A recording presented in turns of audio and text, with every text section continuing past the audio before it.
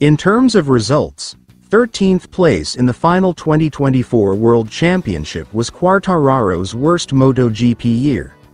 For the first time, the Frenchman did not manage a single podium finish.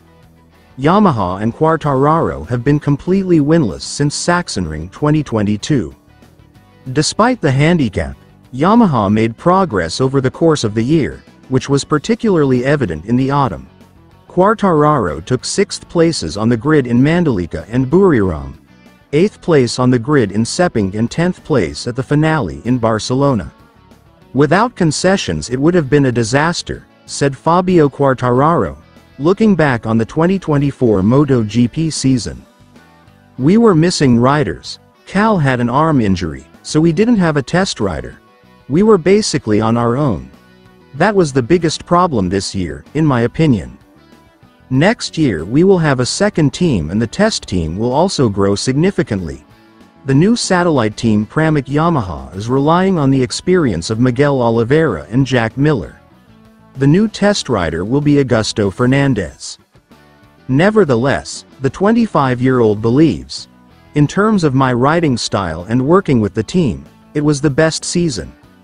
In terms of results, it was clearly the worst. I learned to stay calm and try to improve the bike as much as possible.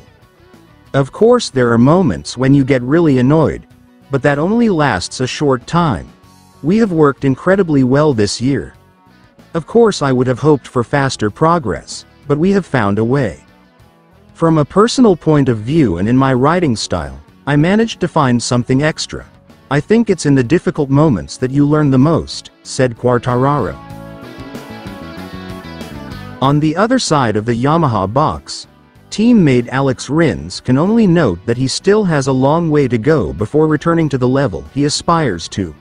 Faced with Fabio Quartararo, who is just as disappointed by his results but nevertheless ranked 5 places higher in the championship and with 82 more points, the Spaniard can only note that he suffers from his lack of knowledge of the Yamaha compared to his teammate. "The real difference between him and me is the bike. We are two talented riders, but he has been with Yamaha since 2019, so this bike is made for him. I have to make my own bike. This year, it was a little hard to do because I arrived from another team and it takes more time. I am happy because I shared my opinion and they listened to me. It's clear that you can't use the same settings," he continued about Fabio Quartararo, who he was able to judge to be more efficient than him in the braking phases. "When I try to take his settings, I'm not fast.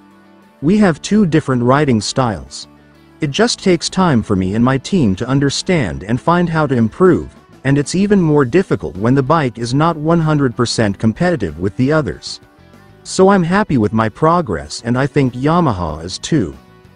My progression and adaptation to the bike has been quite good, quite fast. Then in the middle of the season one struggled.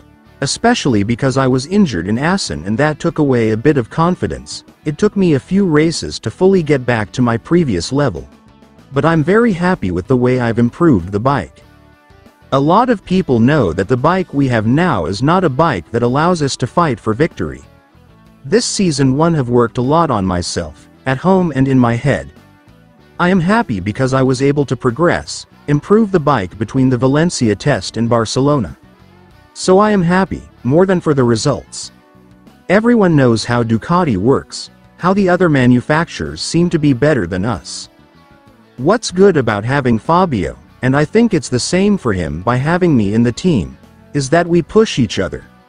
When I'm faster than him, he tries to give a little more to be better than me. And when he's faster than me, I try to give a little more to get ahead of him.